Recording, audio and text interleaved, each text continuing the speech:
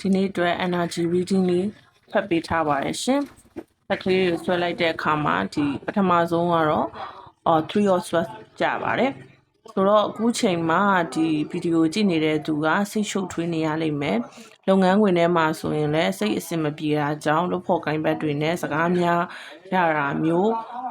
စကားအပြောဆိုအဆင်မပြေတာမျိုးဖြစ်ကောင်းဖြစ်နိုင်ပါတယ်။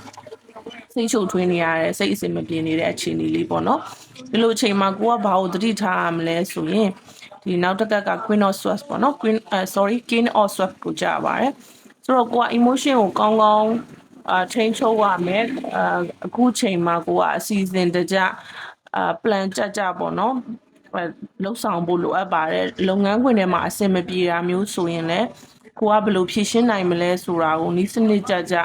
စဉ်းစားတွေးခေါ်ဖို့လိုအပ်ပါတယ်အဲ့လိုလုပ်နိုင်စွမ်းရှိမယ်လို့လည်းအဒီနာယုံကြည်ပါတယ်ရှင်နောက်ဆုံးတစ်ခါကတော့ဗာကြလဲဆိုရင် Nine of Pentacles ပါ Nine of Pentacles ကြပါတယ်ဆိုတော့ကိုကဒီအချိန်မှာခဏလောက်သိခံလိုက်မယ်ဆိုရင်ဒီအောင်မြင်မှုတွေရလာပါလိမ့်မယ်Nine of Pentacles ပေါ့နော် Nine of Pentacles ကြတာတော့တကယ်ကိုကောင်းတဲ့ကက်ကလေးကြတာဖြစ်ပါတယ်ကိုကအခုချိန်မှာ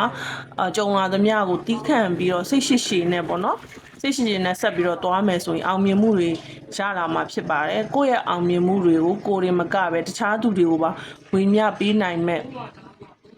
အစွမ်းမျိုးပေါ့နော်အဲ့လိုအစွမ်းသက်တည်မျိုးကံကောင်းခြင်းမျိုးရှိပါတယ်ဆိုတော့အခုချိန်မှာအစင်မပြေတာတွေရှိခဲ့ရင်လည်းခဏတီးခံဖို့ emotion ကိုထိန်းဖို့အတွက်အဒီနာပြောချင်ပါတယ်အခုအချိန်မှာစိတ်အဆင်မပြေတာလေးတွေရှိခဲ့ရင်ကိုခဏတစ်ဖြုတ်အနားယူလိုက်တာမျိုးပေါ့နော်အဲ့လိုမျိုးဒါမှမဟုတ်ရင်လည်းကိုဝါသနာပါတာလေးနဲ့ဝါသနာပါတဲ့ဘက်ကိုနည်းနည်းအစိတ်အာရုံလွှဲထားတာမျိုးrelax လုပ်မယ်ဆိုရင်အဆင်ပြေမယ်လို့ထင်ပါတယ်စိတ်ညစ်နေတဲ့အရာကိုပဲထက်ကတွေးတာမျိုးမလုပ်ဖဲနဲ့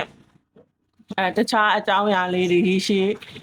ကိုကြည့်ပြီးတော့နောင်လာမဲ့လမှာဒါမှမဟုတ်နောင်လာမဲ့နှစ်မှာလုပ်เสียရှိတာလေးတွေကိုစိတ်ကူးပြီးတော့အစီအစဉ်လေးတွေဆွဲထားမယ်ဆိုရင်အရန်ကိုကောင်းတဲ့အချိန်ကာလဖြစ်ပါတယ်ရှင်